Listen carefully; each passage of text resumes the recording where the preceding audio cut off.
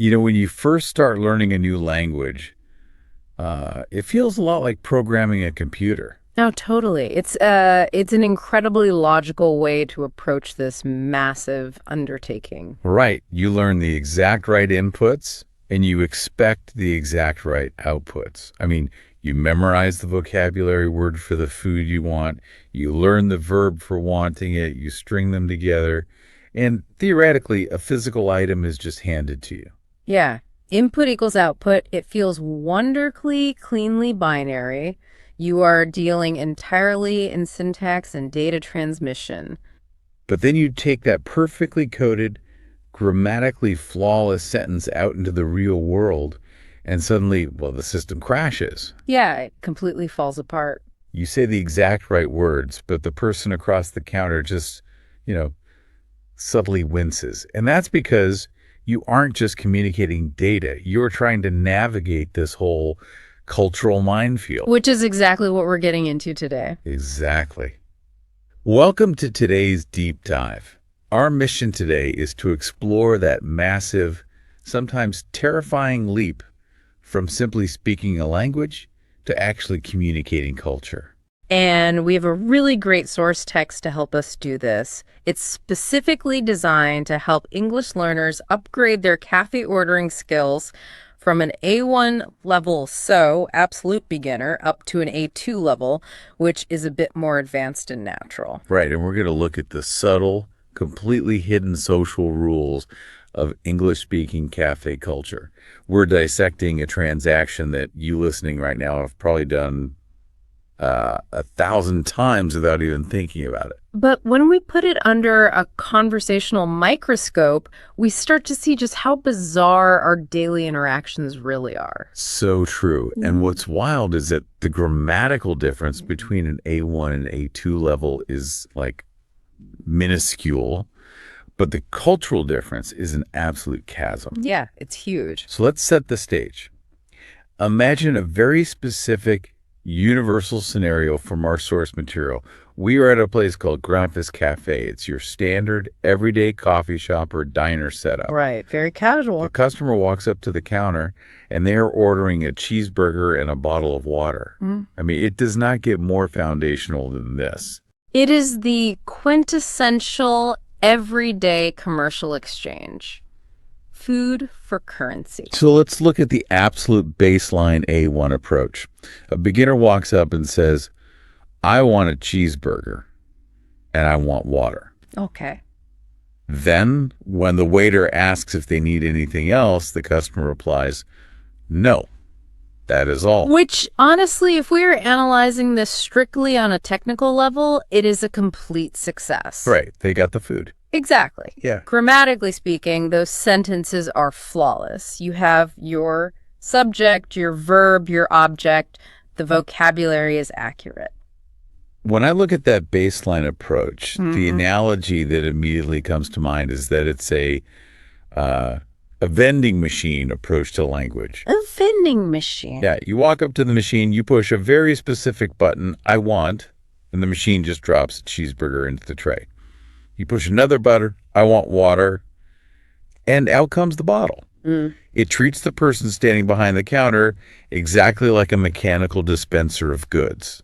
Well, and to be fair, when you are a beginner, that mechanical approach is entirely necessary. That's true. Your cognitive load is totally maxed out just trying to remember the noun for cheeseburger and how to conjugate the verb want. You do not have the mental bandwidth to worry about social nuance. I totally understand that.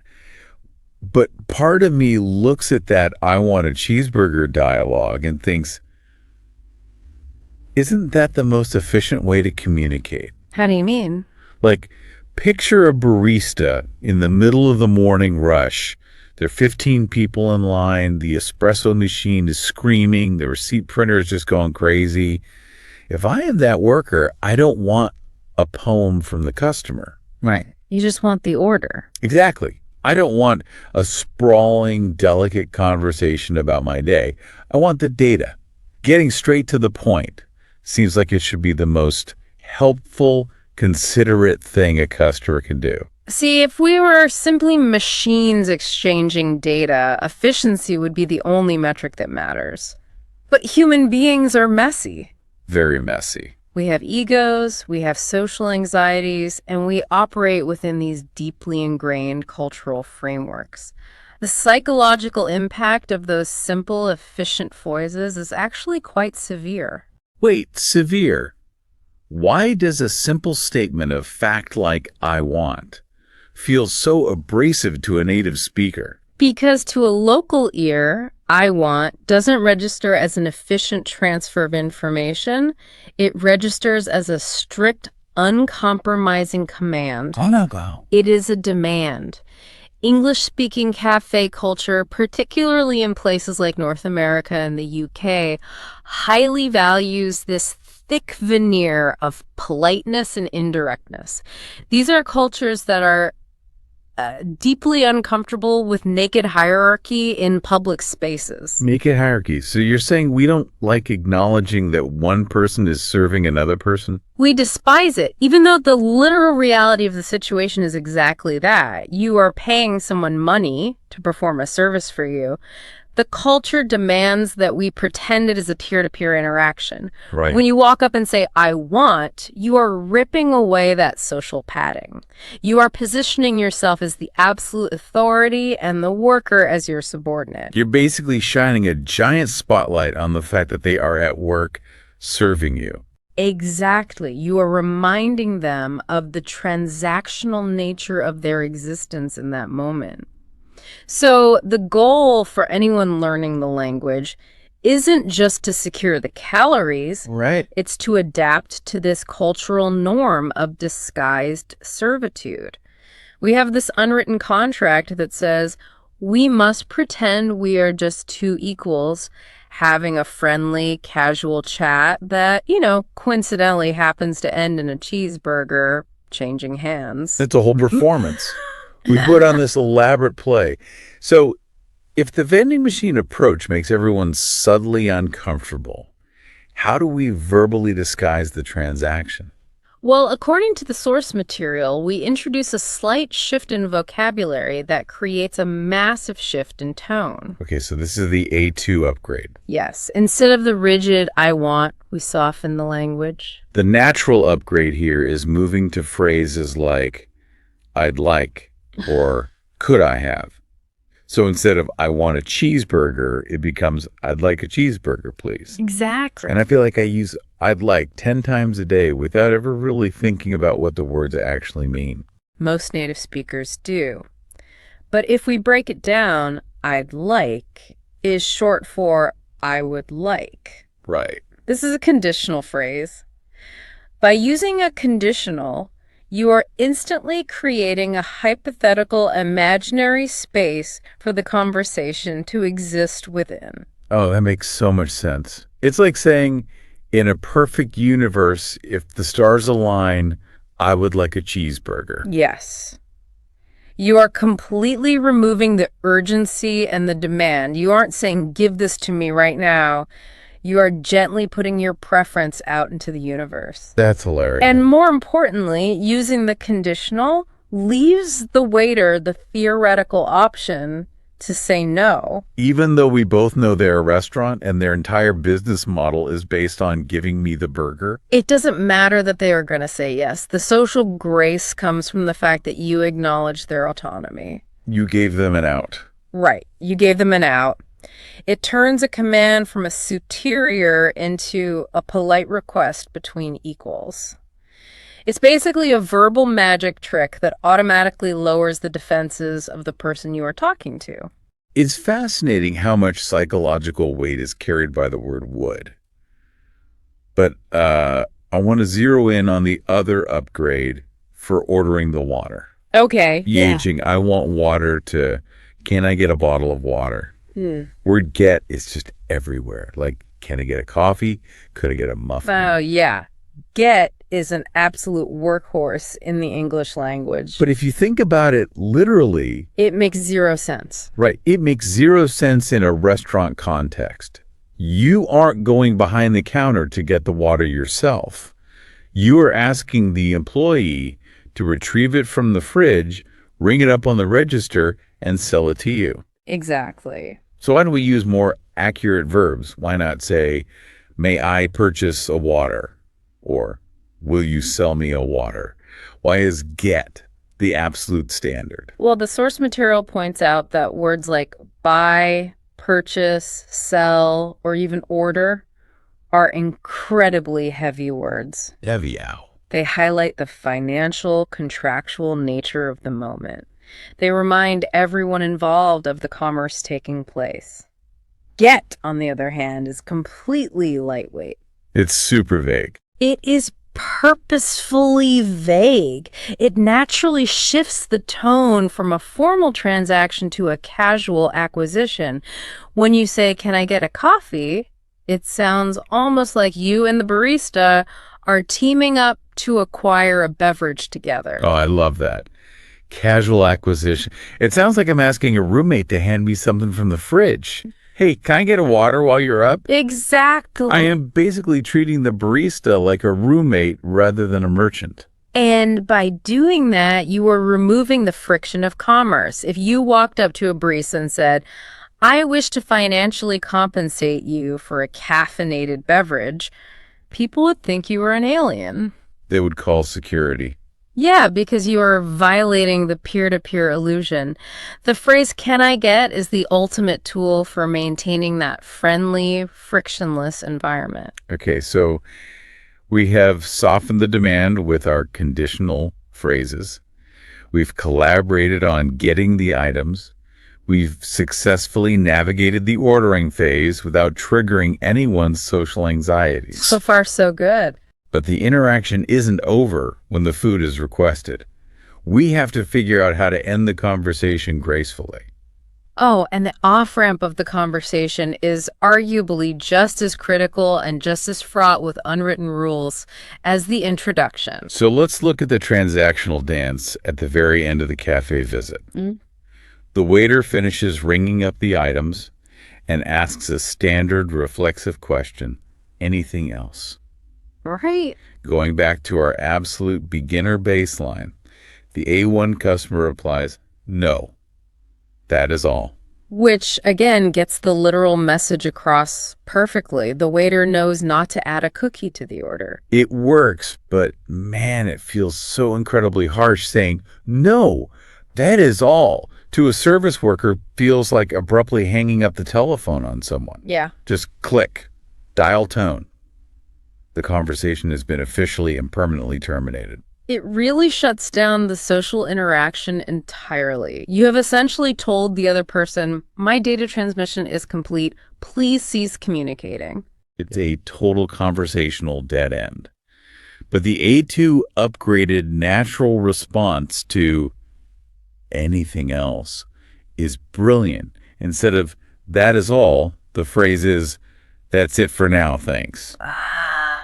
Yes. I just love the addition of for now. It seems like such a tiny detail, but it changes the entire flavor of the exit. Because it leaves the door open. By adding "for now," you are implying this fun, casual idea that you might just wander back up to the counter and order dessert later. Even if I am literally getting into my car and driving to another state immediately after buying this burger. Your actual intentions are completely irrelevant. That's it for now. Maintains the relationship. It implies continuity. You are verbally keeping the social connection alive, even as you walk away. You aren't hanging up the phone. You're just putting them on hold. It really softens the rejection of their offer for more food. And this touches on something broader about the environment of these spaces, which is the big local secret. Okay, lay it on us. The words you choose have to match the rhythm of the room. Think about how the waiter starts the interaction in the very beginning of the text. They rarely say, "State your order," or "What is your required sustenance?" No, they usually start with something like, "Hi there," or "How's it going?" Exactly. And "hi there" is so incredibly informal. You would say that to a neighbor over a fence. Right. So the space itself dictates a rhythm of casual friendliness. If the employee greets you like a neighbor and you respond like a vending machine, the dissonance is just jarring. And we see this peak awkwardness at the very end of the line during the actual payment phase. A moment of truth. Yeah. In the absolute beginner version, the customer hands over the cash or the credit card and says, "Here is the money." Ouch. It is painfully literal. Huh? I am submitting the required currency for the goods provided. Yes. Saying, "Here is the money," forces everyone, for one terrifying second, to acknowledge the cold reality of the financial transaction. Right. The spell is broken. All of the padding, all of the hypothetical conditionals and casual acquisition is just stripped away. You are suddenly just a consumer paying a vendor. So how do we fix it? We replace that stark financial declaration with a much smoother phrase. Here you go. Here you go is perfect because it entirely removes the word money from the conversation. Yeah. You aren't acknowledging the cash or the credit card machine. It is just a verbal handoff. It feels like passing a basketball to a teammate. Just, here you go. And it completes the psychological reframing we've been talking about. You aren't a customer completing a purchase. You are just a person saying, "Here you go," to a new friend who just helped you get a cheeseburger. It maintains the peer-to-peer rhythm right until the very last second. Exactly. It's just wild to me. We go through this entire elaborate dance, softening our desires, pretending we aren't buying anything, leaving conversational doors open, hiding the concept of money just to buy a standard lunch. It is a lot of effort. So what does this deep dive into a simple cafe order teach us about language acquisition in general? I think it demonstrates something profound about what it really means to become fluent in any language. Yeah. Moving beyond a beginner level isn't just about memorizing a longer list of complicated vocabulary words. It's not about mastering the pre-perfect tense or having perfect pronunciation. Right. It is about learning the social grace notes. The grace notes, I like that. The little things that make the music sound human. Exactly. It is about understanding how a specific culture defines politeness and then adapting your vocabulary to fit that hold. In some cultures, directness is valued as a sign of respect for the other person's time. But not in English-speaking cafe culture. No. In English-speaking cafe culture, indirectness is valued as a sign of respect for the other person's autonomy. And the beautiful part, as the source text emphasizes, is that you don't need to execute this perfectly for it to work. Not at all. If you are learning the language Sure. and you stumble over the grammar, but you make the effort to say, "I'd like," instead of "I want," that effort communicates volumes. The effort itself is the message. It signals to the local speaker that you respect their cultural norms. It basically says, "I see you, and I am trying to play by the rules of your house." Yeah, and that builds instant rapport, regardless of your accent or your vocabulary size. Absolutely. So, to you listening right now, here is my challenge for you today. I want you to think about your own daily interactions. Even if you are speaking your native tongue in your hometown, at the coffee shop you have gone to for 10 years. Yeah, notice how much effort you put into disguising the fact that you are engaging in commerce. Exactly. Pay attention the next time you buy a sandwich. Count how many times you say, "I'd like," instead of "I want." Or notice how you say, "Here you go," instead of literally announcing that you are handing over a piece of plastic to pay a debt. You might be shocked at how much of this elaborate cultural performance you do completely on autopilot. It's true. These social scripts are entirely invisible to us until we force ourselves to stop and examine them. It really leaves me with one final, slightly provocative thought to mull over. What's that? Well, when you are learning a new language and you are working incredibly hard to adopt these polite quirks when you are practicing saying, "Can I get?" instead of "I require," Are you just memorizing a new script to successfully navigate a room? Or are you actually trying on a slightly different version of your own personality? Oh, that is a great question. Does changing your vocabulary to be more indirect actually make you a more accommodating person in that moment? Right. It's a fascinating question about how the words we use shape how we view ourselves. If language is just a transfer of data, then a vending machine is all we need. Oh, But if language is culture, then every time we successfully order a coffee without making the barista wince, we are proving that we are wonderfully messily human. very well said. Something to think about the next time you find yourself at the counter. Until next time, keep diving deep.